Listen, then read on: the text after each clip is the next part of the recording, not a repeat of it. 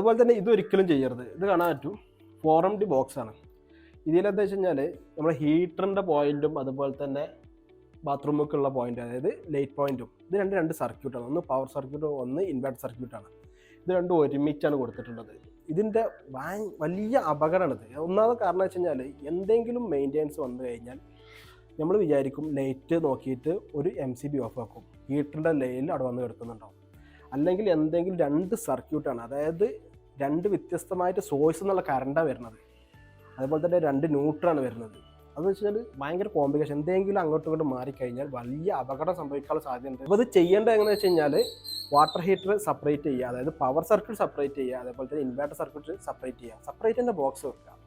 ഇത് ചെറിയ ഒരു പൈസ കൂടുതൽ വരും, പക്ഷേ അത് ഭയങ്കര ജീവൻ്റെ വിലയുള്ള കാര്യങ്ങളാണ് ഇതൊക്കെ. ഇലക്ട്രിക്കൽ നിങ്ങൾ ഈ പറഞ്ഞ പറ്റും ഇങ്ങനത്തെ കാര്യങ്ങളിലൊന്നും അല്ല കോസ്റ്റ് കട്ട് ചെയ്യേണ്ടത്. അത് വേറെ ഒരുപാട് കാര്യങ്ങളൊക്കെ കോസ്റ്റ് കട്ട് ചെയ്യാൻ പറ്റും. ഇങ്ങനെയല്ല ചെയ്യേണ്ടത്.